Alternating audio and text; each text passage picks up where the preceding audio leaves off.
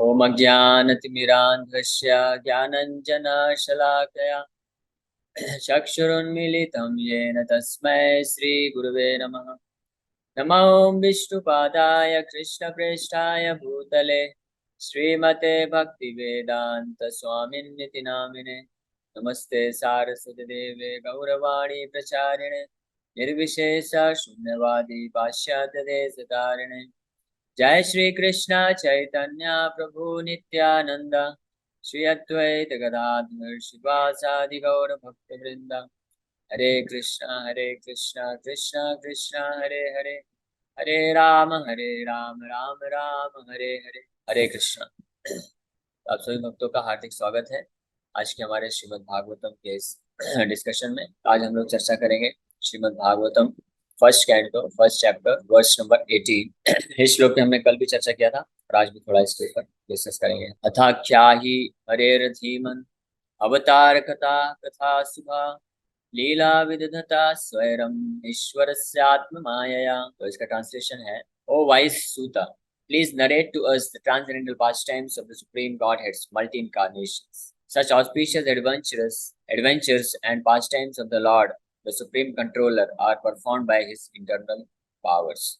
तो हमने कल इस श्लोक के जो दूसरा लाइन है, अवतार कथा शुभा, इस लाइन पे ही कल हमने केवल चर्चा किया था और इस बात पे विस्तार से हमने डिस्कस किया था कि किस प्रकार से भगवान के अलग अलग जितने भी अवतार होते हैं तो वो सब के सब शुभ हैं, अशुभ कोई भी अवतार नहीं है। कोई भी व्यक्ति जो ये सोचता है कि भगवान का ये अवतार अच्छा है, ये अवतार बुरा है, भगवान ने इस अवतार में ये लीला किया है, ये ज्यादा अच्छा नहीं है, नैतिकता का पालन नहीं किया भगवान ने, तो वो कौन सा किस कैटेगरी में होता है? वो उस व्यक्ति के समान है जो अर्ध कुकुट न्याय नीति करता है। अर्ध कुकुट न्याय नीति का मतलब होता है, जैसे एक व्यक्ति के पास एक मुर्गी थी तो वो पीछे से तो अंडा देती थी और आगे से उसको खिलाना पड़ता था। तो वो व्यक्ति सोचा कि मुर्गी मुर्गी का आगे वाला भाग जो है इसमें खर्चा होता है तो यह सही नहीं है, तो इसको काट के फेंक देते हैं, पीछे से अंडा मिलता है और अंडा प्राप्त कर लेंगे। इस प्रकार से जो ये इस प्रकार की बुद्धि वाले व्यक्ति होते हैं, जब वो देखते हैं कि भगवान का कोई अवतार उनके इंद्र तृप्ति के लिए या उनके हिसाब से है, उनके मोरालिटी का जो प्रिंसिपल है, नैतिकता के जो सिद्धांत है उसमें फिट बैठता है, तो भगवान के उस अवतार की कथा को तो वो शुभ मानते हैं। लेकिन भगवान के ऐसे अवतार जो मोरालिटी के इसमें सिस्टम में उनके बॉक्स में फिट नहीं बैठता है तो उसको वो बोलते हैं कि वो जो है भगवान ने सही कार्य नहीं किया। जैसे कि एक बहुत जाने माने पॉलिटिशियन हुए, नाम नहीं लेना चाहिए, लेकिन उन्होंने ये कमेंट किया कि मैं भगवान राम जो कि मर्यादा मर्यादा पुरुषोत्तम है उनको तो भगवान मानता हूँ, लेकिन मैं कृष्ण को भगवान नहीं मानता क्योंकि कृष्ण ने दूसरे स्त्रियों के साथ रासलीला नृत्य किया। वो जो हैं वो इस बात को नहीं समझ पाया कि भगवान कृष्ण और राम एक ही हैं। भगवान कृष्ण ही राम के रूप में आते हैं और भगवान कृष्ण अलग अलग अवतारों में जो भी लीलाएं करते हैं उसके पीछे के जो तत्व हैं, दिव्य दिव्य तत्व को न समझ पाने के कारण वो भगवान की लीलाओं को इस प्रकार से डिस्क्रिमिनेट करते हैं। तो यहाँ पे एक शिक्षा है हमारे लिए, इस श्लोक के द्वारा शौनकादि ऋषि ये शिक्षा दे रहे हैं कि भगवान के हर अवतारों का हर एक तरह के क्रियाकलाप, चाहे भगवान आके किसी को दंडित करें, किसी को धोखा दें, किसी को प्रेम करें, कुछ भी करें, भगवान कुछ भी करते हैं उसमें हर प्रत्येक जीव का भला ही होता है, उद्धार ही होता है। भगवान जब राक्षसों का वध करते हैं तो उससे भी वो राक्षस का उद्धार हो जाता है, और भगवान जब भक्तों के ऊपर कृपा करते हैं तो भक्तों का भी उद्धार होता है। इसीलिए तो भगवान को बोला गया है अपाप विद्धम, यानी भगवान के अपाप विद्धम का मतलब होता है कि भगवान पे कोई भी सिंफुल रिएक्शन या पाप जो है, अपराध जो है नहीं लगता है, क्योंकि भगवान तीनों गुणों से परे हैं। जिस प्रकार से सूरज होता है, तो अगर सूरज बहुत अच्छे जगह में प्रकाश डाले तब भी वो सूरज ही रहता है, और अगर सूरज मल में या कीचड़ में अपना प्रकाश डालता है तो भी सूरज गंदा नहीं होता है, बल्कि वो जो मल है और कीचड़ है वो स्वच्छ हो जाता है, साफ हो जाता है। उसी प्रकार से भगवान चाहे तो उचित तरीके से सो कॉल्ड तथा कथित संसार के हिसाब से नैतिक सिद्धांतों का पालन करते हुए लीलाएं करें, कार्य करें, तो भी वो दिव्य अवस्था में होते हैं। और कई बार भगवान इस भौतिक संसार के नैतिक सिद्धांतों के विपरीत जाके कई बार कार्य करते हैं, तब भी उनकी जो लीलाएं होती है शुभ होती है और दिव्य होती हैं। और जो बड़े हृदय के भक्त होते हैं, जैसे कि यहाँ पे बताया गया है, अथा क्या ही हरेर धीमन, तो सूत गोस्वामी को धीमन, धीमन मतलब इंटेलिजेंट और बहुत ही जो है साधु प्रवृत्ति के हैं। तो जो साधु, जिनके हृदय में पवित्रता होती है, जो साधु प्रवृत्ति के लोग होते हैं, बुद्धिमान होते हैं, असली बुद्धिमान होते हैं, तो वो लोग भगवान के हर अवतारों के हर तरह के क्रियाकलाप को स्वीकार करते हैं, उनका कथा करते हैं और उनका आनंद के साथ श्रवण करते हैं। जैसे तो इसलिए भगवान के एक पास टाइम आता है चैतन्य चरितमृत में भी, जब श्रीला कृष्णदास कविराज गोस्वामी के घर में उन्होंने एक दिन हरिनाम संकीर्तन का आयोजन किया था। हरिनाम संकीर्तन के दौरान भगवान बलराम, नित्यानंद बलराम के बहुत ही महान भक्त मीनकेतन रामदास उनका नाम है, जो कि द्वादश गोपाल में से एक है। नित्यानंद प्रभु के जो सबसे क्लोजेस्ट, जो सबसे घनिष्ठम 12 गोपाल मित्र हैं, उसमें से एक एक मीनकेतन रामदास हुए। तो वो भी आए संकीर्तन में भाग लेने के लिए लेकिन कुछ कारणवश वहाँ का जो पुजारी था, उन्होंने कुछ अपराध किया, उचित सम्मान नहीं दिया। तो मीनकेतन रामदास उनको बोलते हैं कि यह है यही तो द्वितीय रोमहर्षण सूता, ये दूसरा रोमहर्षण आ गया यहाँ पे। इस प्रकार से वो ऐसा बोल के और अपना बांसुरी लेके आए थे, बांसुरी तोड़ के वहां से गुस्सा होके निकल गए, है ना, क्योंकि उन्होंने प्रॉपर नित्यानंद प्रभु के प्रति सम्मान व्यक्त नहीं किया था। इस बात पे जब कृष्णदास कविराज गोस्वामी के भाई थे श्यामदास कविराज, तो उन्होंने इस पे ऑब्जेक्शन किया और वो बोले कि जो मीनकेतन रामदास का ही व्यवहार अच्छा नहीं रहा। लेकिन कृष्णदास कविराज गोस्वामी उनको डांटते हैं और बोलते हैं कि जो नित्यानंद प्रभु या उनके शुद्ध भक्त का रिस्पेक्ट नहीं करते हैं, तो वो निश्चित रूप में महान अपराध करते हैं। इसी में उनका कुछ वार्तालाप होता है, तर्क वितर्क होता है। और श्यामदास जो हैं कविराज, उनके भाई, वो बोलते हैं कि मैं चैतन्य महाप्रभु को तो मानता हूँ, लेकिन मैं नित्यानंद प्रभु को नहीं मानता। क्यों? क्योंकि नित्यानंद प्रभु की लीलाएं जो हैं बहुत ही ज्यादा कंट्राडिक्टरी होती थी हर कोई समझ नहीं पाता था, तो इसलिए वो नित्यानंद प्रभु का जो व्यवहार था उनको नहीं मानते थे। कृष्णदास कविराज गोस्वामी बोले कि नित्यानंद प्रभु और चैतन्य महाप्रभु दोनों एक ही हैं। अगर आप एक जन को मानते हैं, दूसरे को नहीं मानते हैं, तो ये बहुत महान अपराध है। इससे अच्छा तो आप दोनों को मत मानो, या मानना है तो दोनों को मानो। उसी प्रकार से कृष्ण बलराम, कृष्ण को कोई मानते हैं, बलराम को नहीं मानते, तो वो भी महान अपराध करते हैं। और इसी प्रकार से अन्य अन्य अवतारों का भी होता है। जिस प्रकार से भगवान राम का एक बहुत बड़ा भक्त था, जिसका नाम था द्विविद, द्विविद करके, लेकिन उसको लक्ष्मण के प्रति रिस्पेक्ट नहीं था, लक्ष्मण को वो नहीं मानते थे, इसलिए उनको जो है वो असुर के कैटेगरी में रखा गया। और फिर जब लक्ष्मण बलराम के रूप में आते हैं तो उनका वध भी कर देते हैं। इसी प्रकार से हम देखते हैं ये जो जरासंध था, तो भगवान विष्णु का उपासक था, भगवान विष्णु के लिए यज्ञ करता था। लेकिन जब कृष्ण आए थे तो कृष्ण को नहीं मानता था। कृष्ण से युद्ध करने 17 बार युद्ध किया कृष्ण के साथ, सोचिए। तो ये सब जानने के बाद भी कि कृष्ण ही विष्णु ही है, सेम है, लेकिन अलग अलग अवतार में एक अवतार को मानना, दूसरे को निंदा करना या नहीं मानना, या उनकी लीलाओं को गलत समझना, ये अपराध होता है। इसलिए यहाँ पे शौनकादि ऋषि ये दूसरे लाइन में बता रहे हैं कि भगवान के हर अवतार जो है शुभ होते हैं, और उनको जो बुद्धिमान व्यक्ति होते हैं, धीमन, धीमन मतलब असली स्वच्छ हृदय वाले साधु प्रवृत्ति के जो लोग होते हैं, उनका आख्यान करते हैं। आख्यान मतलब नरेशन, उनका कथा करते हैं। और उसी साधु प्रवृत्ति के जैसे लोग, जिनको श्रद्धा होता है भगवान के हर तरह के क्रियाकलापों में, उसको विनम्रता पूर्वक और श्रद्धा के साथ श्रवण करते हैं और भगवान की हर लीलाओं का अप्रिसिएशन करते हैं। इसीलिए यहाँ पे शौनक आदि ऋषि रिक्वेस्ट कर रहे हैं कि हे धीमन, हे सूत गोस्वामी, ओ पवित्र हृदय वाले बुद्धिमान सूत गोस्वामी, आप कृपा करके भगवान के समस्त अवतारों की सभी लीलाओं का वर्णन कीजिए, तो हम लोग इसको सुनने के लिए पूरी तरह से तत्पर हैं। फिर यहाँ पे तीसरे लाइन में बोल रहे हैं लीला विदुततः स्वैरम। तो स्वैरम शब्द का अर्थ है, प्रभुपाद जी यहाँ पे ट्रांसलेशन लिख रहे हैं पास्ट टाइम्स, पास्ट टाइम्स या लीला, यानी स्वैरम का मतलब होता है जो पूर्ण रूप से स्वतंत्र होके कार्य करता है, जो किसी बंधन में नहीं है। ये स्वैर शब्द भी इस्तेमाल किया जाता है, जो वैश्याएं होती हैं तो उनको भी स्वैरिणी बोला जाता है, कि जो हर तरह के जो ये घर गृहस्थी के बंधन को तोड़ के अपना स्वतंत्र रूप में जाके भोग विलास में रहती हैं वैश्याओं को, उनको भी स्वैरिणी करके बोला जाता है। भगवान के लिए यहाँ पे शब्द यूज हुआ है स्वैरम। स्वैरम यानी भगवान की जो लीलाएं हैं वो स्वैरम है, मतलब भगवान पूर्ण रूप से स्वतंत्र हैं। या इसका आशय है कि भगवान कोई भी कार्यकलाप करते हैं तो वो उसके ऊपर कोई बंधन नहीं है, कोई फोर्स नहीं है। भगवान के कार्यकलाप सारे तीनों गुणों से परे हैं। और भगवान ये कार्यकलाप यानी जो लीलाएं हैं, ये लीलाएं किस प्रकार से करते हैं, किस बल से करते हैं? अपने खुद के आत्म माया। इसीलिए यहाँ पे चौथे लाइन में बोल रहे हैं ईश्वर से आत्म माया। भगवान अपनी ही शक्ति के द्वारा, अपने ही स्वीट विल, अपनी ही दिव्य इच्छा, या स्वीट विल को क्या बोलेंगे, अपने ही इच्छा अनुसार बोल सकते हैं, कि अपने ही इच्छा अनुसार अपनी इंटरनल पोटेंसी, आंतरिक शक्ति के प्रभाव में भगवान ये सारी लीलाओं को करते हैं।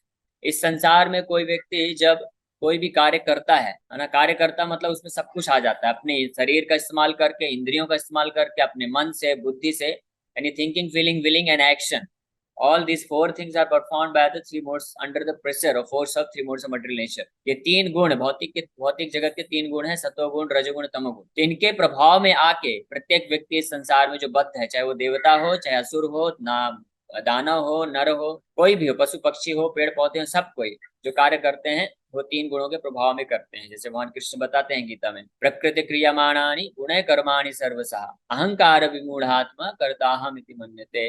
कि प्रकृति के तीन गुणों के प्रभाव में आके हर जीव इस संसार में बद्धावस्था में होके forcefully he is forced to perform action.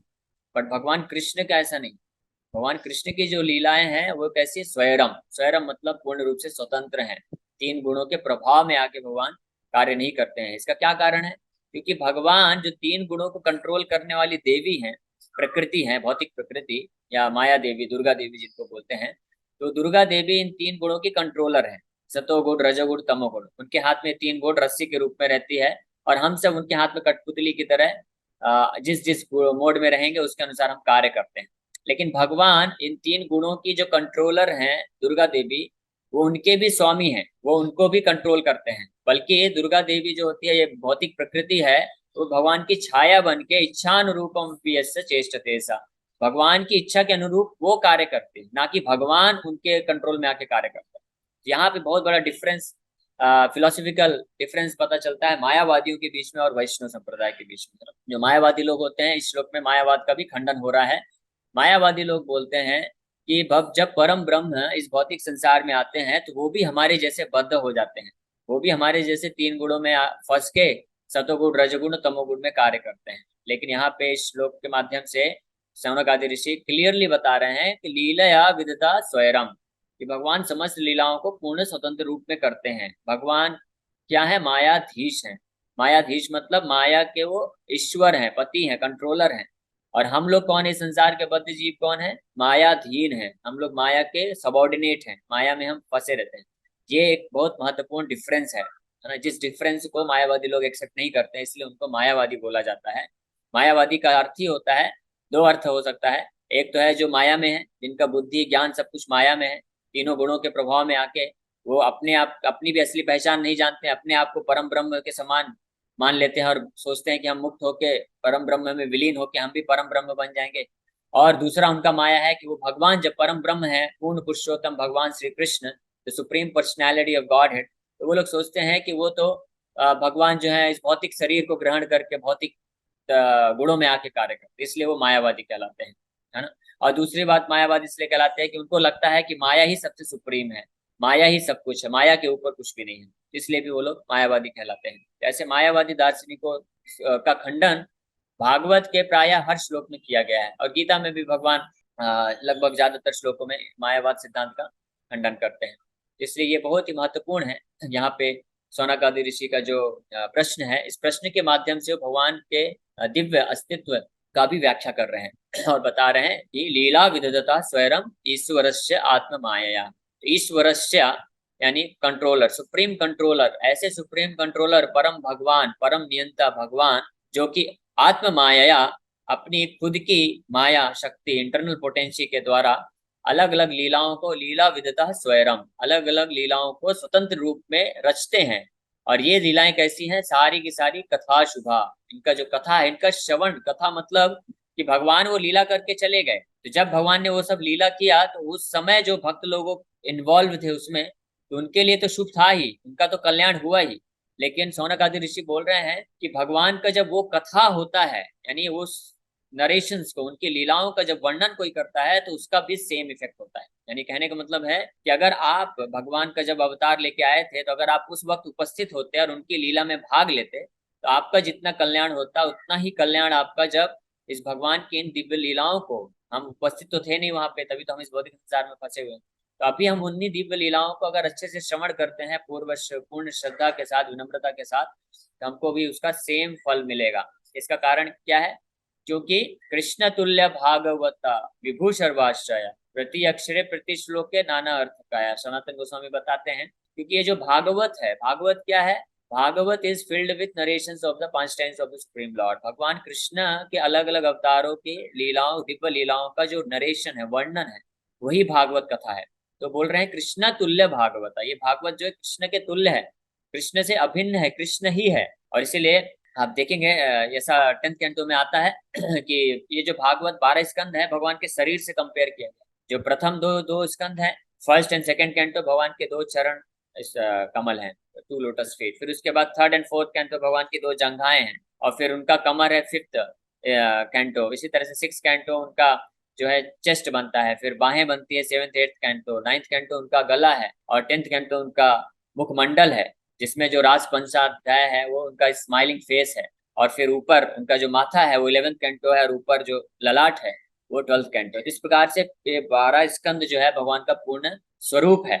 इस बात के बारे में भी 10th कैंटो में वर्णन किया गया है। तो ऐसी कथा को सुनने मात्र से व्यक्ति जो है वही फल प्राप्त करता है कि जिस प्रकार से भगवान के साथ कोई लीला करके फल प्राप्त करता है।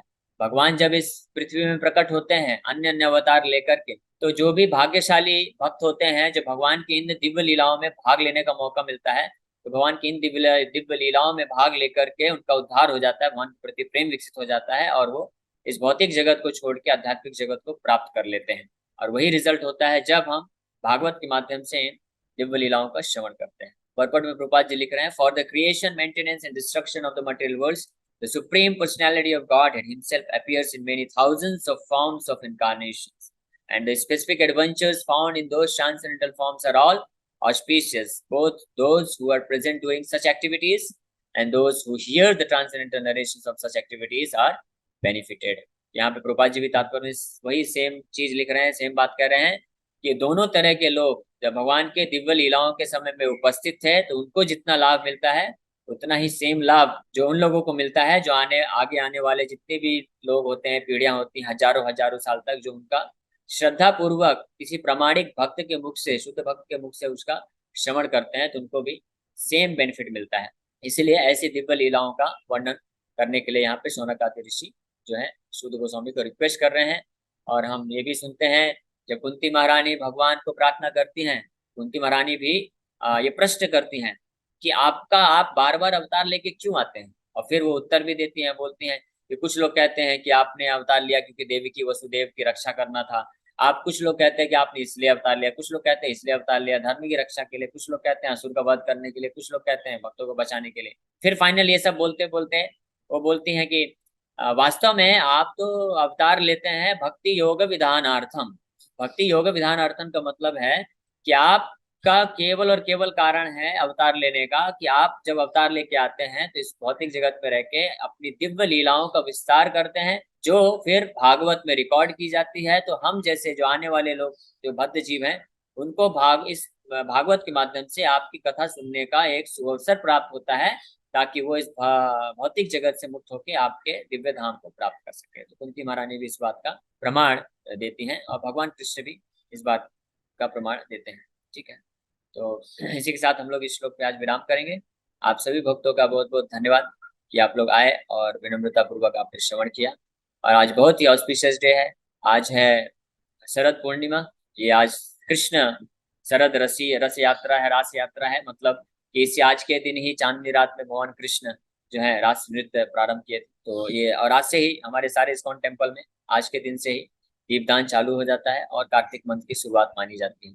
कहीं पे कुछ लोग एकादशी से प्रारंभ करते हैं, लेकिन हमारे गौड़ी वैष्णवाचार्य जो है इस शरद पूर्णिमा के दिन से प्रारंभ करते हैं। ओके, किसी भक्त का कोई प्रश्न है तो पूछ सकते हैं। अनुराधा माता जी, यस माता जी। हरे कृष्णा प्रभु जी, ये श्रीमद् भागवतम वेद व्यास जी ने लिखी और सबसे पहले किसने सुनी थी इसको? सबसे पहले वैसे तो हिसाब निकाल पाना बड़ा मुश्किल है, क्योंकि ये जो भागवत है कब ये सनातन है, अनंत है। और लेकिन हम अगर अपने ब्रह्मांड की बात करें तो सर्वप्रथम भगवान ने सृष्टि की शुरुआत में ब्रह्मा जी को सबसे पहले ये भागवत सुनाया था, चतुश्लोकी भागवत बोल के। फिर ब्रह्मा जी ने इसको एलोबरेट करके और डिटेल में अपने शिष्य नारद मुनि को सुनाया, फिर नारद मुनि वेद व्यास जी को सुनाते, वेद व्यास जी रिटन फॉर्म में करते हैं। तो भागवत केवल ऐसा नहीं है कि भागवत का कभी कई करोड़ों साल पहले उत्पत्ति हुआ था। भागवत जो है सनातन है, हमेशा से रहा है।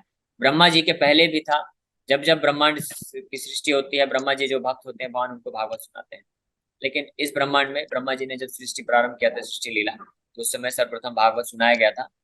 जब आज ब्रह्मा जी का 50 साल कंप्लीट हो चुका है, अब ब्रह्मा जी के 1 सेकंड में 1 लाख साल होते हैं। तो इस प्रकार से आप गणना कर लीजिएगा 50 ब्रह्मा जी के 50 वर्ष में कितने साल हो गए होंगे। Okay, next question. यस हरे कृष्ण प्रभु जी। हरे कृष्ण। मेरा एक क्वेश्चन ये था।